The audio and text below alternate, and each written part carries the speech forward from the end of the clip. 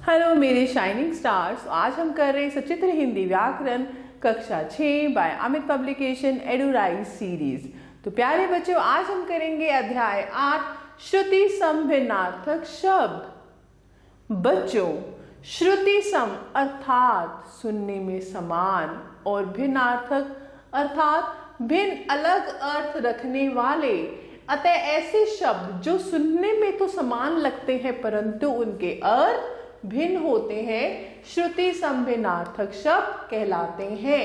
हमें ऐसे शब्दों का ज्ञान अवश्य होना चाहिए, अन्यथा शब्दों के दोषपूर्ण प्रयोग के कारण शब्दों के अर्थ का अनर्थ हो सकता है। इस प्रकार सुनने में समान किंतु अर्थ की दृष्टि से भिन्न अर्थ रखने वाले शब्द श्रुति सम भिन्नार्थक शब्द कहलाते हैं। कुछ श्रुति सम भिन्नार्थक शब्दों की सूची।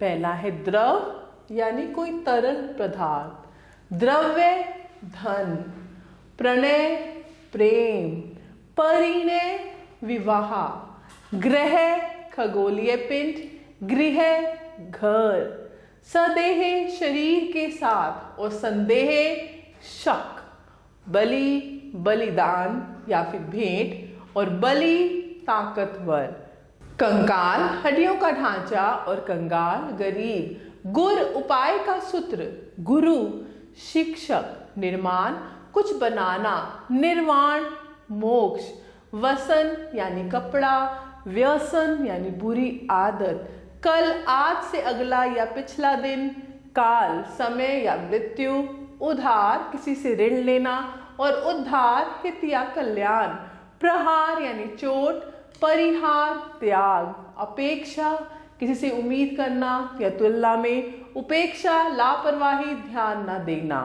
इतर अन्य दूसरा, इत्र एक सुगंधित पदार्थ, पानी जल, पानी हाथ, धरा पृथ्वी, धारा नदी का प्रवाह, पथ यानी रास्ता और पथ्य रोगी का भोजन, कली कलयुग का समय और कली बिना खिला फूल, क्रम यानी सिलसिला और कर्म यानी कार्य, और यानी तरफ और तथा, प्रसाद मंदिर का प्रसाद, प्रासाद यानी महल, दूत संदेशवाहक और द्यूत जुआ, कुल वंश योग, कूल किनारा खाना भोजन और खाना अलमारी का विभाग, अंत समाप्त अंत्य नीच, कृति रचना कृति मेहनती, अनल आग, अनिल हवा, नारी स्त्री, नाड़ी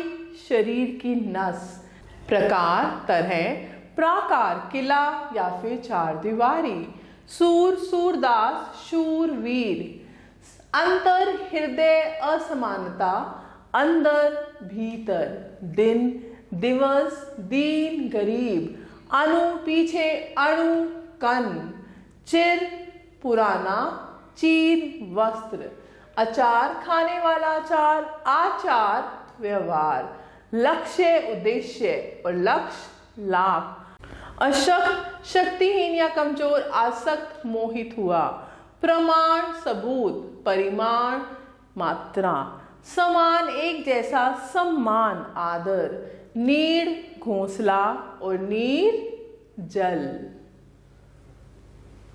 तो अब आपकी बारी प्यारे बच्चों, प्रश्न एक सही विकल्प चुनिए। कल्याण के लिए सही शब्द है उदार, उद्धार, उद्धार या फिर कृपण। उद्धार। अंदर का अर्थ है असमानता, हृदय, भीतर या समानता, अंदर यानी भीतर। इत्र का अर्थ है एक सुगंधित द्रव। प्रश्न 2, सही शब्दों से रिक्त स्थानों की पूर्ति करो। 1,00,000 रुपए एकत्र करना मेरा लक्ष्य या लक्ष्य, मेरा लक्ष्य है, मेरा लक्ष्य है।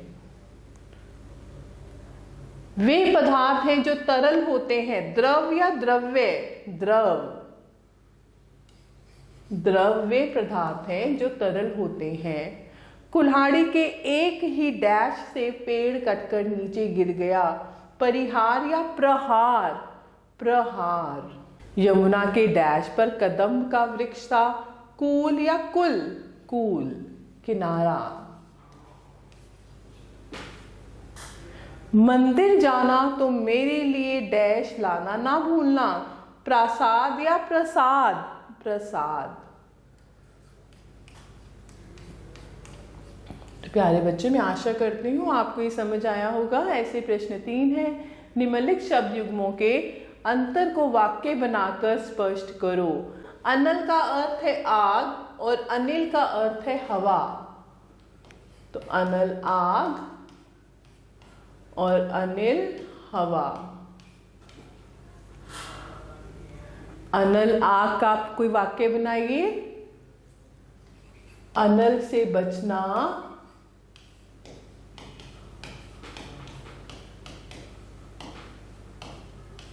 बड़ा मुश्किल है।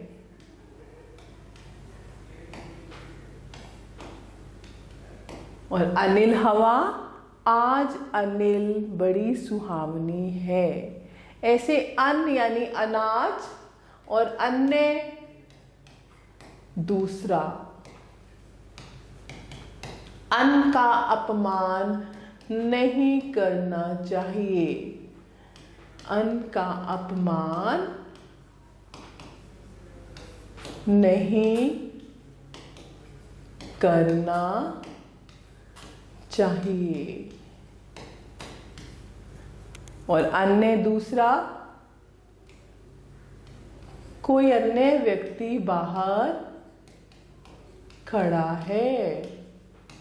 कोई अन्य व्यक्ति बाहर खड़ा है। तो प्यारे बच्चों, आप ऐसे ही वाक्य बना सकते हैं। जैसे पथ है, पथ्य है, तो आप कर सकते हैं। ऐसे प्रश्न 4 है। निम्नलिखित वाक्यों में रंगीन शब्द शुद्ध करके दोबारा लिखो। मेरी परीक्षा का परिमाण बहुत अच्छा निकला। परिमाण नहीं आएगा, यहाँ पर क्या आएगा? परिणाम। परिमाण होता है कोई नाप तोल। परिणाम बहुत अच्छा निकला। हिंदी की पुस्तक का मूल 40 रुपए है। मूल नहीं होता, मूल्य। मूल्य, कीमत। मूल्य 40 रुपए है। आम का अचार बहुत स्वादिष्ट है। आम का अचार। अचार नहीं, अचार। आज बहुत ठंडी ठंडी अनल बह रही है। अनल होता है आग, अनिल। अनिल होता है हवा। दिल्ली में पुराना किला है। किला नहीं, किला। तो प्यारे बच्चों, मैं आशा करती हूँ आपको ये समझ आया होगा। ऐसे आप और अभ्यास कर सकते हैं। प्रश्न 5 है। नीचे दिए गए चित्रों को देखकर उचित शब्द लिखो। यहाँ पर ये अग्नि है, आग, अनल या अनिल? अनल। आग को हम क्या बोलते हैं? अनल। अनिल होता है हवा। ये है घोड़ा। घोड़ा यानी अश्व। अश्व। और ये है घोंसला। घोंसला यानी नीड होता है पानी, नीड होता है घोंसला। मैं आशा करती हूँ आपको अध्याय अच्छे समझ आया होगा। आप जितना अभ्यास करेंगे आपके लिए उतना अच्छा है। तो आप सभी बच्चों का तहे दिल से धन्यवाद। हमेशा खुश रहें और स्वस्थ रहें।